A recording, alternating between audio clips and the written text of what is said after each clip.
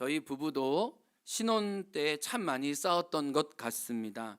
일주일간 말을 안 하고 지내기도 했었던 것 같아요. 서로 다름을 이해하고 인정하는 과정까지 많은 조율의 시간이 필요했습니다. 돌아보면 결혼하고 3년 동안 잘 싸우고 잘 풀었기에 건강한 가정의 기초를 세운 것과 같아요. 그 과정을 복귀하면서 언젠가 아내가 이런 이야기를 했습니다. 여보, 우리 부부 관계에서 쿨하면 안 되는 것 같아 라고 얘기를 했어요. 처음에는 쿨한 척하고 괜찮다고 넘어간 것들이 쌓이고 쌓이면서 부부 관계에 앙금을 만들어낸 걸 서로 지켜보게 된 거죠. 처음에는 괜찮은 것 같아도 나중에는 괜찮지 않아지는 것을 보면서 쿨하기를, 괜찮은 사람인 것을 포기하고 정직하게 나의 속마음을 이해하고 그것을 받아들이고 조율해 가는 과정이 우리를 여기까지 이끈 것 같아, 이런 이야기를 했습니다. 제가 이런 말씀 드리는 이유가 있습니다. 제가 한 주 동안 또 몇 주 동안 이 말라기 말씀을 묵상하면서 든 생각이, 하나님도 괜찮은 척 하지 않는구나, 하나님도 쿨하기를 포기하시네, 그리고 하나님도 때로는 격하게 격정적으로 자기의 진심을 하소연하듯이 이야기하시는 거구나 라는 그 마음과 진심이 느껴졌습니다. 오늘 본문은 우리 훅 읽어서 이렇게 놓치는지 모르겠지만 11조와 감사 예물을 드리지 않는 이스라엘에 대해 지적하고 있습니다. 여기서 잠깐, 저희 아내가 이제 토요일 날마다 늘 저한테 물어요. 여보, 내일 설교 주제가 뭐야? 그러면 제가 한마디의 워딩으로 정리해서 내야 돼요.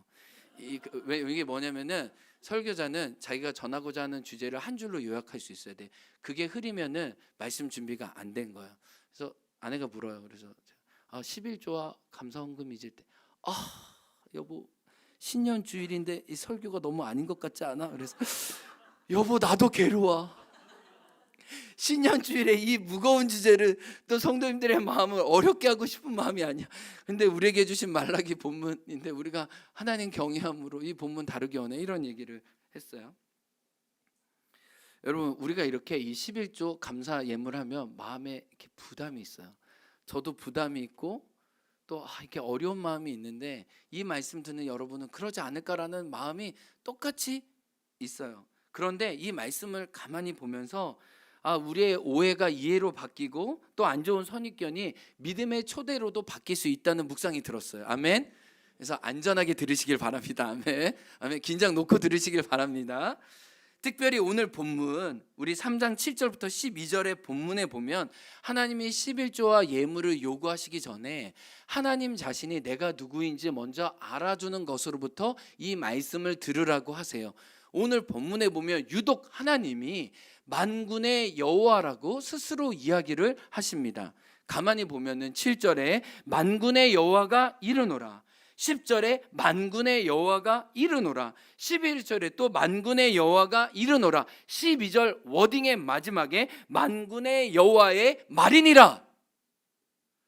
하나님이 그냥 하나님이 말씀하시네 이러면 되는데, 만군의 여호와라고 당신 자신을 만군의 여호와로 강조하세요. 말라기에 무려 24번이나 나와요. 그런데 유독 말라기에서 성경을 연구해 보면 하나님께 바칠 것을 말씀할 때 나는 만군의 여호와다 말씀하세요. 하나님께 무언가 드렸을 때 그것을 받으시는 하나님을 만군의 여호와라고 이야기하고 있는 거예요. 그러면 만군이란 뜻은 뭐예요? 우리가 너무 일상적으로 만군이라고 하는데, 만군이란 뜻은 그냥 히브리어 자체는 전쟁, 군대, 전진 이런 뜻이에요. 군대의 하나님, 전쟁의 하나님, 전진의 하나님, 이런 뜻은 뭘까요? 하나님이 군대의 총사령관이심을 말씀하는 거예요. 이건 군사 용어일 수 있어요. 그러나 일상에서 이 말을 하나님이 하실 때는 하나님의 탁월하심을 의미합니다. 하나님의 권세와 능력을 말해요. 하나님께 마땅한 경배를 드려야 함을 이야기할 때 나는 만군의 여호와다라고 하나님은 말씀하시는 거예요. 이렇게 자기 자신을 소개하시는 의도가 있어요. 하나님이 지금 이스라엘 백성에게 불쾌하신 거예요. 너희가 날 하대하는구나. 내게 성의가 없다는 걸 난 안다. 근데 나는 그럴 대우를 받을 사람이 아니다. 그럴 인격이 아니다. 나는 높고 위대하다라고 말씀하시는 거예요. 제가 10년 전에 한 기업의 대표를 만나러 그분의 회장실에 들어간 적이 있습니다. 그분의 집무실이 종각이었는데 그 회사의 본사가 종각에 있었는데 그 회장 대표님의 집무실이 34층이었어요. 저는 그 신설동에서 사역했기 때문에 종각을 많이 왔다 갔다 했었지만 그 건물의 본사가 거기 있는지도 몰랐고 회장님이 거기 있는지도 몰랐어요. 그 대표님을 만나기까지 정말 여러 절차가 필요했습니다. 제 신분을 받아야 했고 통행증이 있어야 했습니다. 그 34층에 올라가는 전용 엘리베이터가 따로 있는 게 분명했어요. 어떤 카드를 찍고 갔었는데 이 33층부터 1층에 있는 직원과는 다른 층이라는 이해를 제가 갖게 됐어요. 제가 본 비서만 해도 34층에 8명이었어요. 대표님과 이야기하는데 제가 어떤 이렇게 묻고 대화하는 중에 어떤 자료나 이런 게 좀 필요했었어요. 비서를 불렀고 비서가 그 준비된 걸 금세 갖다 주는 것을 보면서 비서들이 굉장히 이 대표를 잘 모시고 있는 것과 그 이야기를 경청하는 것과 그 되어지는 과정을 확인하면서 피드백하는 과정이 굉장히 일상에 습관적으로 잘 묻어져 있다는 걸 알게 되었어요. 그 이후에 제가 그 비서하시는 실무진들과 이메일과 연락을 나눈 일들이 있었습니다. 근데 제가 느낀 게 뭐냐면 정말 잘 수행하네라는 거였어요. 정말 비서로서도 이렇게 탁월할 수 있구나. 대표의 의중과 마음과 뜻이 무엇인지, 그리고 대표가 했던 말들을 잘 적어놓고 어떤 과정에 의해서 그걸 진척하고 있는지를 다시 보고하고 그것을 저에게도 나누어 주는 것을 보면서 야, 이렇게 탁월하구나 라고 느꼈어요. 그러면서 제가 제 자신에게 비추어 보면서 내가 이렇게 하나님을 모시고 산다면 하나님도 명예롭게 생각하시겠다라고 느꼈어요. 사람의 대표에게도 이렇게 한다면 내가 하나님을 두려워할 줄 알고 떨면서 이렇게 하나님을 모신다면 하나님도 명예롭게, 하나님도 정말 기쁘게 받으시겠구나라고 생각했어요. 오늘 장로님 기도해 주신 것처럼 히브리서 12장 28절엔 이렇게 얘기해요. 어떻게 얘기해요? 따라 읽겠습니다. 시작. 경건함과 두려움으로 하나님을 기쁘게 섬길지니. 이게 모순 형용법인데요. 두려워하고 떨면서 섬기지만 그 안에 기쁨이 있는 거예요. 공포나 무서움을 넘어서 기쁨으로 하나님을 경외하지만 기쁨으로 섬기는, 두려움과 기쁨이 같이 공존하는 거예요. 근데 오늘 본문을 통해 하나님이 말씀하시는 건 뭐냐면 하나님을 무시하면서 하나님과 인격적인 관계를 맺을 수는 없다는 거예요. 하나님을 하대하면서 하나님과 친밀해질 수는 없다고 이야기를 하는 거예요. 그러면서 하나님은 이스라엘에게 말씀하십니다. 7절입니다. 시작. 내게로 돌아오라. 그리하면 나도 너희에게로 돌아가리라. 이게 무슨 말씀이에요? 태도를 고치라는 거예요. 지금의 불경한 모습으로 나를 마주할 수 없다는 거예요. 하나님의 조건이 뭐예요? 너희가 내게로 돌아와야 내가 너희에게로 돌아갈 것이다. 7절 하반절, 이스라엘 백성이 우리가 어떻게 해야 돌아가겠습니까? 하나님이 기다리셨다는 듯이 8절과 9절 말씀 이야기하십니다. 읽어보겠습니다. 시작. 사람이 어찌 하나님의 것을 도둑질하겠느냐? 그러나 너희는 나의 것을 도둑질하고도 말하기를 우리가 어떻게 주의 것을 도둑질하였나이까 하는도다. 이는 곧 11조와 봉헌물이라. 너희 곧 온 나라가 나의 것을 도둑질하였으므로 너희가 저주를 받았느니라. 여기서 도둑질이라는 표현이 4번이나 나와요. 하나님이 나의 것을 빼앗겼다고 이스라엘에게 말씀하고 계세요. 여기서 이 도둑질하다는 성경에 이 말라기 말고 딱 다른 본문에서 잠언에서 딱 한 장밖에 안 했어요. 그러니까 굉장히 강렬한 강한 표현이에요. 도둑질하다는요, 강탈하다, 야탈하다, 속여 빼앗다는 말이에요. 그냥 가져온 정도가 아니라 나의 것을 취하기 위해서 악을 행해서 거짓을 행해서 그의 것을 나에게 취해오는 것을 말해요. 이스라엘 백성이 이 얘기를 듣고 주님, 우리가 언제 주님의 것 도둑질했습니까? 만군의 여호와이신 하나님이 너희가 발뺌하는데 내가 좀 증거 얘기해 줄게 라고 오늘 본문에 이야기를 하시는 거예요. 그러면서 꼭 집어서 뭐라고 얘기해요? 11조와 봉헌물을 나에게 드리지 않지 않았냐? 11조는 내 소득의 10분의 1을 구별해서 하나님의 주인 되심을 인정하는 것이고, 봉헌물은 제사할 때 이스라엘 백성이 좋은 것을 하나님께 내어 드려야 했잖아요. 그것처럼 우리의 소득에서 하나님께 특별한 감사드릴 때 감사의 예물을 드리는 것을 말합니다. 그런데 너희가 나에게 드리는 것을 보면 너희는 불량하기가 그지없다. 거룩한 제사의 핵심이 내어드림이거든요. 그리고 하나님께 돌려받음이거든요. 하나님은 거룩한 순환과 유통을 요구하시거든요. 근데 온 나라에 나에게 드림이 없고도 너희는 멀쩡하게 잘 살아가고 있는데 너희 집에는 양식이 가득한데 나의 창고에는 먹을 게 없구나. 그래서 느헤미야에 보면은 이스라엘 백성이 하나님께 11조를 드리자므로 레위인이 하나님을 섬기면서 먹을 게 없었어요. 그래서 제사에 소홀해지고 또 일터에 나가는 하나님의 질서가 깨어졌어요. 그리고 11조를 드려야 구제 헌금을 하고 이웃을 섬길 수가 있거든요. 근데 그들이 성전에 11조를 바치지 아니하므로 구제가 사라졌어요. 넉넉히 하나님의 자비를 나누는 일이 사라졌어요. 그러니까 영적인 관계가 망가지면서 하나님께 드림이 망가지면서 예배가 망가지면서 또 가난한 자와 국률한 자들이 망가지면서 나라 전체 질서가 망가지고 있는데도 아무런 문제가 없다고 하는 태도를 하나님이 탓하시고 있는 거예요. 근데 제가 이 본문을 대하면서 계속 질문이 생기는 게 뭐냐면은 하나님이 오해될까 염려가 돼요. 이랬어요. 뭐냐면 하나님은 진짜 부족함이 없으신데 이사야 42장에 보면 지구의 온 바닷물을 한 통의 물방울처럼 여기시는 그렇게 크신 분이신데 온 땅의 것이 다 당신의 소유이신데 하나님 우리가 11조와 봉헌을 안 드린다고 하나님 이게 뭐 문제가 있습니까? 하나님 나라 경제에 뭐가 문제가 있겠어요? 하나님 실은 우리가 드리지 않는다고 해서 하나님 창고가 비겠습니까? 이 모든 게 다 하나님 건데? 이런 질문이 저에게 되는 거예요. 실은 하나님은 이런 요구를 안 받으셔도 하나님이 넉넉하고 풍성한데 왜 이거를 바치라고 왜 내어 받기를 원하시는지 하나님 왜 오해를 받을 수 있음에도 불구하고 이렇게 격하게 얘기하시는 걸까? 이 질문이 되는 거예요.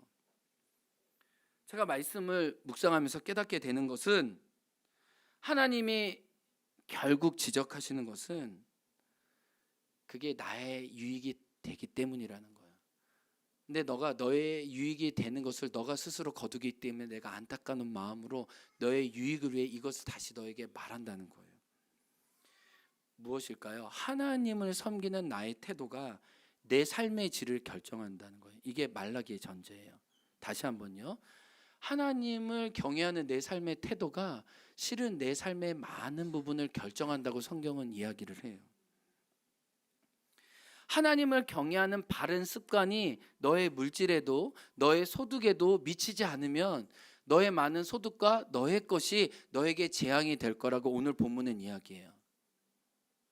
결국은 우리의 가진 것으로도 하나님을 경외하는 것을 하나님 원하세요. 그게 하나님 자신 아니라 실은 우리의 유익을 위해서라는 거죠.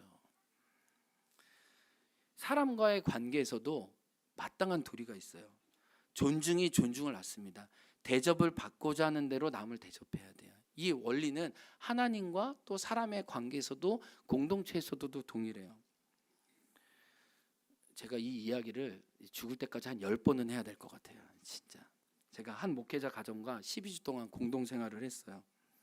어떻게든 한 공간에서 지내야 했습니다. 저희는 2층에 지내고 그분은 1층에서 지냈어요. 아침도 같이 먹고 저녁도 해 먹어야 되니까 아침 저녁을 같이 먹는 정말 식구가 됐어요. 그러니까 이렇게 뭐 장도 같이 봐야 되고 뭐 이렇게 식료품도 같이 사야 되고 이래야 했었어요. 근데 1층에서 지낸 목사님은 좀 저보다 연배는 많으셨는데 그래서 저한테 많은 말을 해주셨는데 그 많은 말 중에 자기 자랑이 있었다는 거. 저는 뭐 자랑하는 분 좋아요. 이렇게 또 듣고 배웁니다. 근데 자신이 누굴 만났고 어떤 사람을 만나 거쳐왔는지를 이야기를 했어요. 뭐 예수전도나 훈련이었으니까 자기가 뭐 로렌 커닝햄을 만났고 뭐 이런 얘기부터 어떤 성시어 운동을 하고 누구와 같이 있었는지 얘기를 많이 했었습니다. 근데 저는 뭐 그분을 만나는 게 뭐 그렇게 중요한가? 그런 솔직히 속으로 생각이 들었지만 또 경청하는 태도를 잊진 않았어요.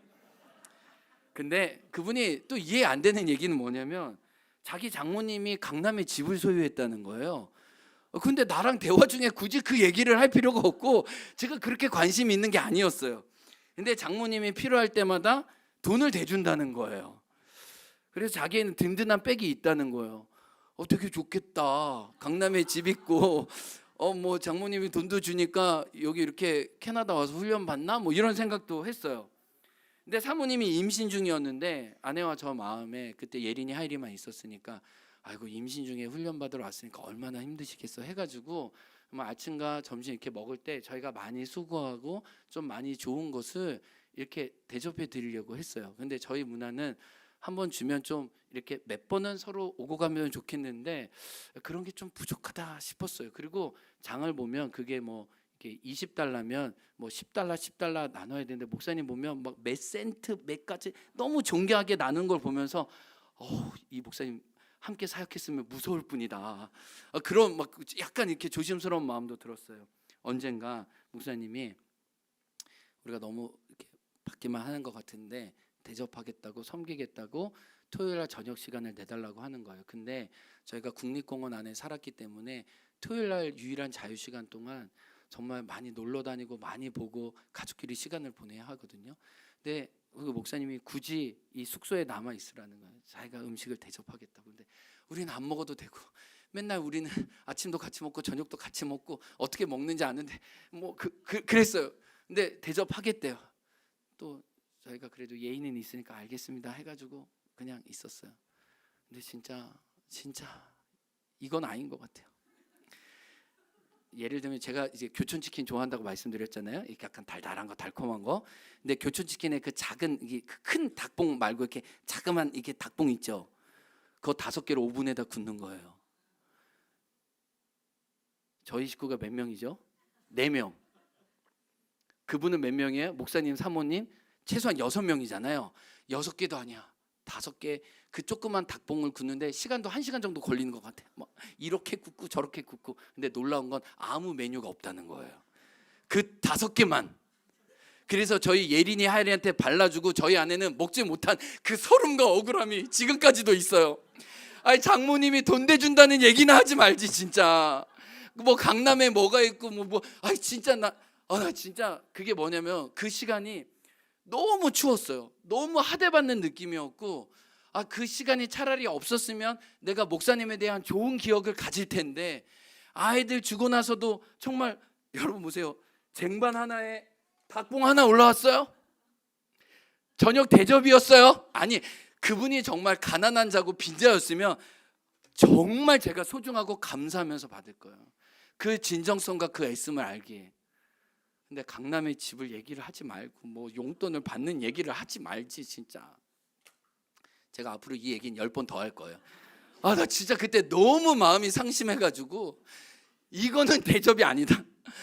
차라리 그냥 어디 맥도날드 가서 그냥 맛있는 식사 먹으면서 교제했으면 더 좋았을 거를 관계가 상하는 거예요. 그래서 어떤 분이 이제 한국에 와서 이제 강남에서 이분을 만났는데 만나는 순간 자기 몸이 돌아갔다고 얘기를 하더라고요. 그분하고 인사하고 싶지 않아서. 이게 누군가를 어떻게 대하는지 그게 뭐 목사고 뭐고 직함이 중요한 게 아니라 그 진실함과 그 진정성이 사람을 섬기고 환대하고 대접하는 모습을 통해 드러난다는 거예요. 이거는 과욕을 부리라거나 과시하라는 말이 아니에요. 우리는 알아요. 그 사람이 나를 진심으로 대하고 또 대하고 있지 않는지를 알아요. 근데 주님이 이 말라기를 통해 지금 1장에서도 2장에서도 3장에서도 계속 강조하는 게 뭐냐면 내가 자존심이 상한다는 거예요. 하나님도요. 하나님도 더 이상 너희에게 멸시받는 것을 원하지 않는다는 거예요. 나에게 드리기를 멈추고서도 우리 사이에 아무 문제가 없이라고 말하지만 나는 이게 큰 문제라고 생각하면서 주님이 꼭 꼬집어서 얘기를 하는 거예요. 근데 주님은 뭐라고 얘기하냐면 우리의 유익을 위해 내가 행한 대로 받는데요. 이게 영적인 원칙이에요. 심은 대로 거둔대요. 9절에 보세요. 9절에 뭐라고 얘기하냐면 나의 것을 도둑질하였으므로 너희가 저주를 받았느니라. 여러분 이게 심고 거두는 원칙이에요. 여기서 말하는 저주라는 말은 이 히브리어 이 문법에 보면 니팔 분사인데 이게 뭐냐면 동작의 결과가 나에게 돌아간다는 뜻이에요. 그러니까 하나님이 저주하고자 해서 저주하는 게 아니라 너희가 나에게 행한 대로 그게 너에게 다시 돌아간 그 법칙대로 너희가 당하게 됐다는 거예요. 내가 너에게 원래 주려고 했던 것은 아니지만 너희가 나의 복을 저주로 바뀌었기 때문에 그 저주를 너희가 달고 산다는 하나님의 안타까운 호소예요. 말라기의 경고는 이것입니다. 내가 하나님을 대하는 태도, 하나님도 나를 대하시고 내가 말한 대로 하나님도 그 말의 응답으로 움직이신다는 거예요. 다시 한번요. 나의 태도와 나의 언어대로 하나님은 그렇게 움직이고 나에게 다가오신다고 말씀해요. 오늘 본문에 하나님이 내린 저주, 아니 그들이 스스로 초래한 재앙이 나옵니다. 11절에 말씀 읽어보겠습니다. 내가 너희를 위하여 메뚜기 떼를 금하며, 이 말씀은 무슨 말씀이에요? 약속이기도 하지만 이미 그들이 당한 재앙이기도 해요. 이 말씀은 이미 이 소출을 거두기도 전에 메뚜기 떼가 와서 그들의 먹을 것을 먹었다는 것을 이야기를 하고 있습니다. 여러분, 이게 성경의 좀 언어에 우리가 이해할 필요가 있는데, 메뚜기 떼의 출현은 하나님의 심판을 말해요. 그래서 요에서 2장을 읽어보면 여호와의 날, 하나님의 심판이 임할 때 그 심판의 도구로 메뚜기 떼를 동원하시는 거예요. 하나님은 작은 민물, 그냥 껑충껑충 뛰는 그냥 아무 아닌 곤충을 하나님은 집단으로 모으셔서 하나님의 재앙과 하나님의 노하심을 드러낼 때 여호와의 메뚜기 떼를 여호와의 심판의 날에 보내신다고 이스라엘 백성의 요에서 2장의 그 주제가 그냥 메뚜기 떼예요. 하나님의 심판이 너희가 그렇게 풍요를 바라던 너희의 곡식에 내가 재앙을 내리겠다. 그런데 요에서 3장은 또 다른 말씀이에요. 너희가 곡식을 나를 경외함으로 나에게 바치고 나를 사랑하며, 하나님 뭐라고 그러냐면 내가 너에게 늦은 비와 이른 비와 늦은 비를 적절하게 두어 내가 너희의 소출을 풍성하게 할 것이다. 나 여호와의 말이니라. 너 메뚜기 떼 맞을래? 아니면 이른 비와 늦은 비를 내려주시는 하늘의 하나님께 열려 있을래? 주님은 요에서를 통해 말씀하십니다. 그런 전제가 똑같이 이 본문에도 있는 거예요. 너 나를 무시했지? 나도 너에 대한 보호를 잠깐 멈춰볼게. 그러니 너의 작물을 메뚜기가 먹지 않니? 깨닫기 원해. 너의 노력과 열심으로 너의 소득이 거두어지는 게 아니야. 내가 지켜줘야 해. 이걸 알기 원해. 아멘. 하나님의 의도예요. 11절 하 말씀 보면 같이 읽어요. 시작. 너의 밭에 포도나무 열매가 기한 전에 떨어지지 않게 하리니. 주님 말씀하세요. 너의 삶을 윤택하게 하는 먹을 것과 마실 것가 포도나무 열매인 줄 나도 알고 있어. 너의 기쁨이 되었던 이 포도 열매가 다 맺혀지기 전에 떨어지는 것은 나의 경고야. 실은 모든 소유권이 나에게 있음을 너가 인정하길 원해. 근데요, 오늘 본문에 하나님의 메뚜기 떼와 열매가 빨리 떨어지는 게 하나님의 본심이 아니게 나와요. 오늘 본문에 내 마음은 뭐냐면, 나 만군의 여호와 하나님이 진짜 너에게 하나님인 걸 증명할 수 있는 기회를 달라는 거예요. 이게 하나님의 진짜 마음이라는 거예요. 우리가 오해해서는 안 돼요. 10절을 한번 보겠습니다. 10절에 뉘앙스가 어디 있는지요. 너희가 11조와 봉헌물을 내지 않았다가 아니라 하나님의 진짜 마음이 후반절에 있어요. 한번 읽어보겠습니다. 말씀 10절 시작. 온전한 11조를 창고에 들여 나의 집에 양식이 있게 하고 그것으로 나를 시험하여 내가 하늘 문을 열고 너희에게 복을 쌓을 곳이 없도록 붙지 아니하나 보라. 여기서요, 성경에 하나님이 하나님 자신을 시험해 보라라는 말이 그렇게 많이 나오질 않아요. 근데 오늘 본문에 하나님이 자기를 걸고 도전하세요. 나를 시험해봐. 나는 나의 인격과 나의 성품과 나의 좋은 존재를 두고 내가 너희에게 나를 걸고 이야기를 할게. 여기서 시험하다는 것은 나를 증명하게 하라는 거예요. 증명하게. 난 좀 증명되고 싶어. 나는 나 자신을 너에게 보여주고 싶어. 이게 뭐예요? 내가 하늘 문을 열고 내가 너에게 찾아가기 원하는데 하늘 문을 열 사람은 나는 필요해. 근데 하늘 문을 열 사람이 없네. 다른 나를 경외하는 사람이 없네. 나는 그 사람을 찾고 있어라고 주님은 말씀하시는 거예요. 이 말씀에 중요한 전제가 있습니다. 이게 뭐냐면 내가 땅에서도 닫으면 하늘에서도 닫힌다는 거예요. 내가 땅에서도 열면 하나님도 열어주신다는 거예요. 아멘. 그래서 마태복음 18장 18절이에요. 세상에 18은 안 좋지만 성경의 18과 18은 놀라운 영적의 원칙이 있어요. 같이 읽어보겠습니다. 시작. 진실로 너에게 이르노니 무엇이든지 너희가 땅에서 매면은 하늘에서도 매일 것이고 무엇이든지 땅에서도 풀면은 하늘에서도 풀리래요. 여러분 오해하지 마세요. 하늘에서 풀려야 땅이 풀리는 게 아니에요. 하늘에서 매면 땅에서 메어지는 게 아니에요. 예수님이 뭐라고 했어요? 이 땅에서 먼저 너희가 매면 나도 하늘에서 맬 거고 너희가 땅에서도 풀면 나도 하늘에서 풀 거야. 주님이 뭐래요? 너희가 나를 경외하기를 배우면, 내가 너희가 땅에서 나를 경외하기를 우러르면, 나를 존중하면 나도 마땅하게 하늘에서도 응답할 거야. 근데 내가 너에게 주어지는 복이 얼마나 큰지 이걸 증거하고 체감할 사람을 내가 선발자를 모으는데 이 땅에는 아무도 없구나. 제발 내 진심을 알아줄 사람은 누구냐? 라고 하나님은 말씀하시는 거예요. 하늘의 문이 열려지면요 12절에 놀라운 말씀이에요. 12절 같이 읽어봅니다. 시작. 너희 땅이 아름다워짐으로 모든 이방인들이 누구를 복되다 하리라? 너희를 복되다 하리라. 내가 스스로 내 복을 채운다고 내 복이 오는 게 아니라 내가 하나님을 경외하고 하나님의 우선순위를 열어 하나님이 일하실 수 있도록 이 땅에서 풀고 열고 드리면 하나님이 자기의 좋음과 후하심으로, 그래 너희 땅이 너가 얼마나 아름다운지 내가 증거해 줄게.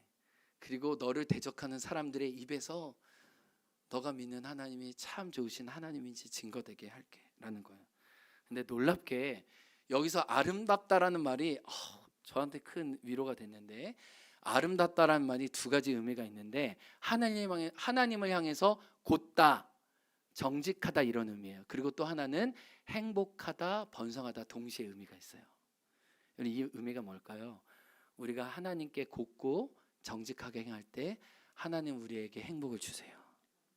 하나님 우리의 형통을 책임져 주신다는 거예요. 아멘. 이 말 자체가 영적인 원리를 담고 있는 거죠. 하나님을 향해 정직하면 하늘의 형통함이 내 삶에 미치는구나. 여러분 보세요. 하나님은 없어서가 아니에요. 하나님은 부족해서가 아니에요. 하나님은 하늘의 창고와 하늘의 문을 열어줄 사람을 찾고 있는 거예요. 우린 여기서 누가 생각이 나요? 요한계시록 3장의 빌라델비아 교회가 생각이 나요. 주님이 왜 감동하셨어요? 너가 정말 작은 능력을 가지고도, 너 정말 보잘것없지만은, 사람들이 볼 때는 너무 형편없지만 너가 그 작은 거에 진심과 정성을 담아서 정말 하나님께 사용되고자 너의 온몸을 들였을 때 나는 열었다, 하늘의 문을. 그리고 많은 사람들이 내가 얼마나 너를 사랑하는지, 너를 대적했던 사람이 너를 굴복하고 너에게로 돌아오게 될 것이다. 오늘 이 말라기의 말씀이 이 구약의 끝이잖아요. 신약의 끝에 말씀에 빌라델비아의 말씀과 이렇게 딱 열어요. 그래서 주님이 말씀하시는, 내가 하늘 문을 열겠다. 내가 너의 길을 열겠다. 왜요? 내가 너무 감동해서, 내가 너무 고마워서 내가 너의 뒤를 다 봐줄게. 아멘. 너를 지키는 분이 나 여호와 하나님인 줄 증거하겠다. 여러분, 주님은요 감동받을 준비를 하세요. 지금 주님은 너무 고마워할 사람을 찾고 계세요. 그건 우리의 진정성이에요. 우리의 진심을 하나님은 아신다는 거야. 너가 그렇게 나에게 열었어? 그래, 나도 너에게 풀게. 제가 전에 그 청소년 사역을 13년 했었어요. 근데 전에 사역하던 교회에서 청소년들이 소위 형편이 너무 좋았습니다. 형편이 너무 좋으면요 청소년 사역이 어려워요. 왜냐면은 이 궁핍과 결핍과 부족함이 있어야 우리는 하나님을 찾기가 쉽거든요. 근데 아이들이 너무 어렸을 때부터 좋은 환경과 좋은 만남과 자원 가운데 많이 있으니까 하나님은 형식적으로 그냥 부모님 따라 나오지만 자기 하나님이 이렇게 되지 않았어요. 그래서 제가 얘기 드렸잖아요. 점수 5점 떨어진 거 가지고 막 울부짖으면서 막 이렇게 주님께 나왔다고. 그러니까 얘네들이 시험이나 잘 못 봐야 주님을 찾지 일상적으로는 결핍이 없기 때문에 하나님을 찾기가 참 어려워요. 근데 제가 이제 신방 요청을 받아서 교사들과 한 집에 신방을 갔는데, 그 집이 제가 그 드라마에서만 보던, 여러분 혹시 제주분들 아시는지 모르는데 드라마에 좀 잘 산다 하고 나오는 집이 강남이 아니라 강북에 무슨 동네가 있습니다. 무슨 동네일까요? 평창동. 아시네요. 네. 저도 평창동에 많이 가봤습니다. 왜냐하면 삼각산 기도하러 갈 때 그 주변이 평창동이었기 때문에 기도 끝나고 맨날 평창동 들었어요. 아, 세상에 이런 대걸과 같은 집에 사는 사람들이 있네. 아, 이 집은 도둑도 못 넘어가겠다. 담이 엄청 높아가지고 야, 물 좋고 산 좋고 공기 좋은데 이렇게 사람들이 이렇게 사는구나. 그거 알았던 게 있어요. 제가 그 집에 초대를 받은 거예요. 걔가 그 집에서 살았어요. 집에 들어가는 게 너무 어려운 거예요. 너무 조심스러운 거예요. 식사 초대를 하는데 아이고 저 그런 거 처음 봤어요. 뭐냐 이렇게 수저 놓는 그 판은 뭐라 그래요? 플레이트 뭐예요? 식판? 그 식판이라고 식판 말고 수저 젓가락 놓는 거 아주 정교하게 놓는 거 있잖아요. 뭔가 우아하게 놓는 거 있잖아요. 안경 닦는 거? 아이 야 지연아 무슨 안경 닦는 거 하여튼 뭐 판판 해가지고 막 여기 막 이렇게 자수 같은 거 새겨져 있고 숟가락 젓가락 놓는데 이렇게 그릇 하나도 너무 아름다운 자기와 뭐 이런 거예요. 태어나서 그런 거 처음이야. 밥이 안 넘어가. 이렇게 너무 좋은 메뉴야. 무슨 메뉴 설명해 주는데 아직도 기억이 안 나. 아, 먹다가 체할 것 같아요. 아 진짜 막 체할 것 같아. 제가 그 집에 딱 대접받고 신방받고 이렇게 나오면서 나 사역하기 너무 힘들다. 왜냐면은 전에 있는 청소년 사역에는 그때 아이들하고 그 삼겹살 무한 리필이 5,000원이었거든요. 그래서 5,000원만 있으면 걔랑 나랑 너무 행복했어. 막 진심과 진심을 나누고 막 삶의 의미를 나누고 야 우리 5,000원으로도 이렇게 너무 행복했어. 아저씨한테 너무 미안했지만 뭐 그런 집에서 그런 환경에 있는 아이들과 사역을 하다가 평창동에서 부모님 차 와가지고 예배드리고 이렇게 가는 아이들 보면서 야 이 사역하기가 쉽지 않겠다 했었어요.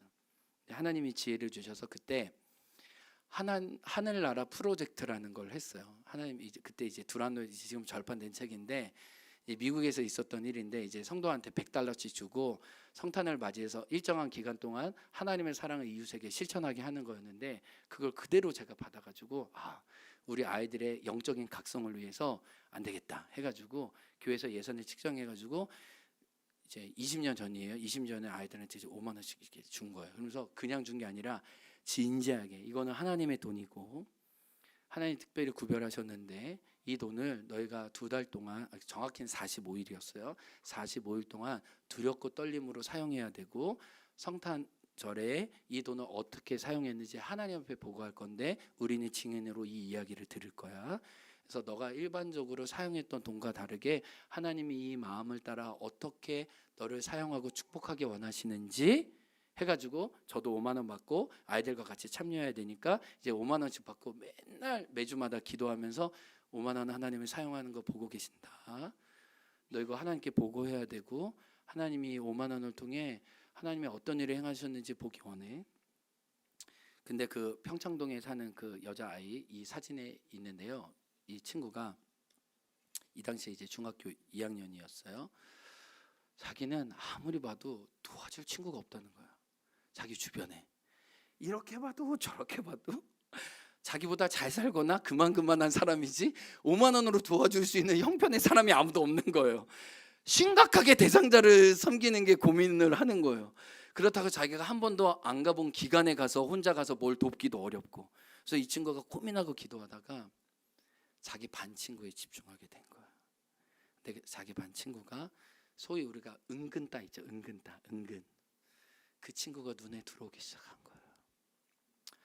내가 이 5만 원으로 저 은근히 따돌림 당하는 저 친구에게 어떤 도움이 될 수 있지 않을까 해서 이 친구가 이 돈을 어떻게 사용했는지 보고를 해야 되니까 그 책임감과 부담감 속에 그 마음이 한번 딱 들어오고 난 다음에 그 친구에게 말을 걸기 시작한 거예요.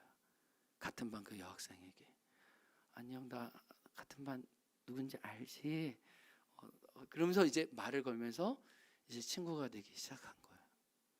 그러면서 이 은따당하는 친구는 처음으로 어떻게 보면 반에서 인싸인 이 아이의 관심과 또 친구가 되어지기 시작하면서 주변의 반 아이들이 이 친구에게 야, 너 요즘 왜 그래? 너 약간 좀 달라진 것 같아. 묻기 시작한 거야. 너 자꾸 왜 쉬는 시간마다 그 친구한테 가고 왜 이렇게 점심시간 시간 많이 나눌 때 왜 매점을 가고 왜 하교할 때는 걔랑 같이 가는 거야? 너 도대체 무슨 일이 있는 거야?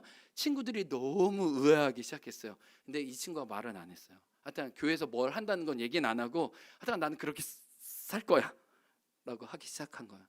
그리고 그 원래 군것질 안 하는 친구인데 끝나고 친구랑 떡볶이를 먹고 오뎅을 먹고 가게에 들어가고 자기 시간을 이 친구에게 내어준 거예요.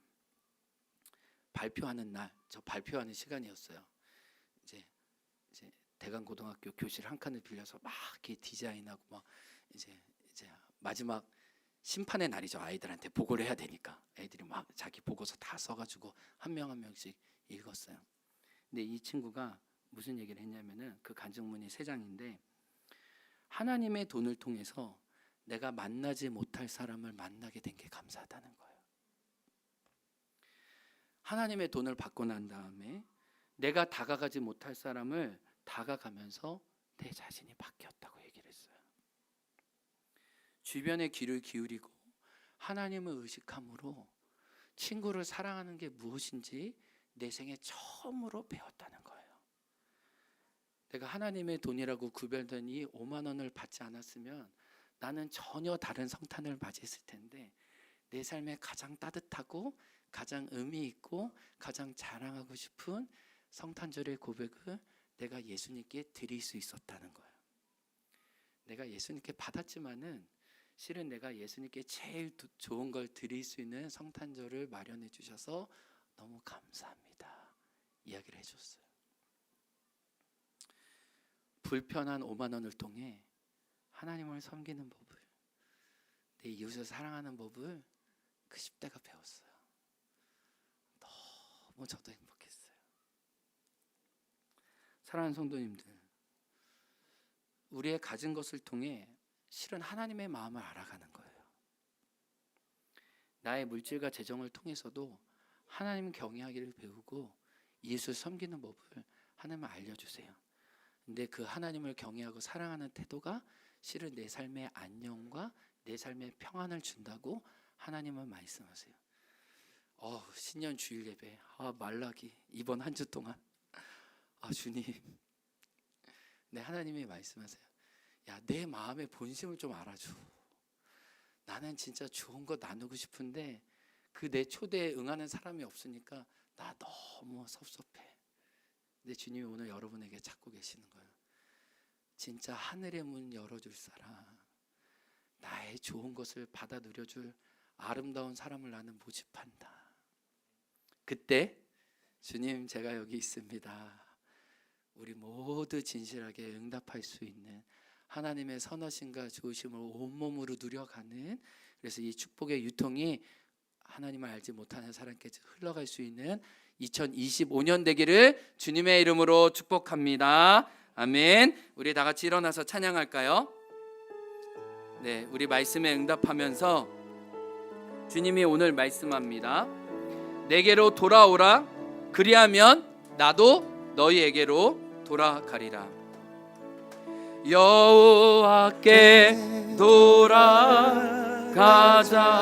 돌아가자. 우린 돌아서도 그는 변치 않네. 여호와께 돌아가자. 우린 넘어져도 그 사랑 영원하네. 여호와께 돌아가자. 우린 돌아서도 그는 변치 않네. 여호와께 돌아가자. 우린 넘어져도 그 사랑 영원하네. 여호와께 돌아가자. 여호와께 돌아가자. 우린 돌아서도 그는 변치 않네. 여호와께 돌아가자. 우린 넘어져도 그 사랑 영원하네. 우리 이 시간 함께 기도하기 원합니다. 내게로 돌아오라. 나도 너희에게로 돌아가리라. 우리 2025년 하나님 경외하기를 배우기 원합니다. 하나님은 땅에서 매면은 하늘에서도 매일 것이라 말씀하시고 땅에서도 불면 하늘에서도 넉넉히 풀어주겠다고 말씀하십니다. 하나님, 나의 삶의 모든 영역에 하나님 경외하는 것을 배우게 도와주시되 나의 가진 소유와 재물로도 하나님의 선하심과 탁월하심이 드러날 수 있도록 하나님 기꺼이 하나님을 경외하는 자로, 하나님을 알아가는 자로, 하나님을 즐거워하는 자로, 하나님의 아름다우심을 내가 누리고 그 아름다운 혜택을 사람들에게 나눌 수 있는 사람 되기 원합니다. 우리 주여 한창하면서 주신 말씀에 응답하면서 기도합니다. 주여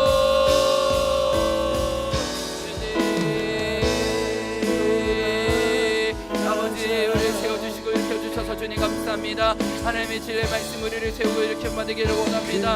하나님, 누가 나의 마음을 알며 하나님 나의 창고를 열며 하나님 나의 진심 알아주가 누군가 나를 경외할까? 주님 말씀을 찾아주시니 주님 감사합니다. 하나님 이 말씀 앞에 섭니다. 하나님을 경외함으로 하나님께 나아가기를 원합니다. 주님 우리 가운데 하나님의 경건의 능력이 일어나게 도와주옵소서. 주님 하나님 문 열어주옵소서. 하나님 우리가 먼저 땅에서 불게 도와주시고 하나님 문 열게 도와주시며 하나님 해주시고 하나님 마음 가게 도와주시고 하나님 우리에게 내려주시고 하나님 내 담비를 하나님 내려드리며 나아가는 자녀들에게 합니다. 하나님 우리를 이렇게 세워주시고 이끌어주시기를 하나님 아버지 간절히 기도하고 납니다. 주님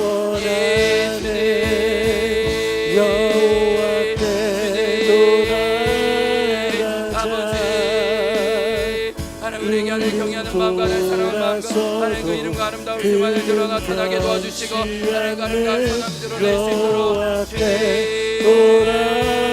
돌아가자. 우린 넘어져도 그 사랑 영원하네. 할렐루야. 하나님 경외하는 마음 하나님 사랑하는 마음을 지켜주옵소서. 하나님 주님 귀하게 여기는 마음 허락하여 주시고 하나님의 하나님 사랑하며 하나님을 그르게 하며 나가게 도와주시고 하나님 일하신 것을 하게 도와주시고 하나님 역사를 내려가게 돌아가자. 우린 넘어져도 그 사랑 영원하네. 여호와께 돌아가자 찬양합니다. 여호와께 돌아가자. 우린 돌아서도 그는 변치 않네. 그는 변치 않네. 여호와께 돌아가자. 우린 넘어져도 그 사랑 영원하네.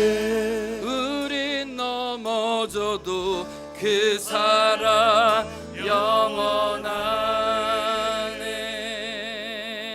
하나님, 여호와 경외하기를 즐거이 배울 수 있도록 우리 모두를 인도하여 주옵소서. 하나님, 오늘 본문에 나의 삶과 나의 소득을 내가 지키는 것이 아니라 하나님이 지켜주시고 하나님이 인도하시고 하나님이 뒤를 봐주신다고 하셨사오니 하나님, 사람들이 알지 못하는 하나님의 보호하심과 하나님의 신실하심을, 또 하늘의 문을 열어주심과 우리 삶을 책임져 주시는 그 하나님을 우리 삶에서 마음껏 누리게 하여 주옵소서. 하나님, 이 말씀이 성도님들에게 부담이 아니라 담대함과 용기와 확신이 되기를 원합니다.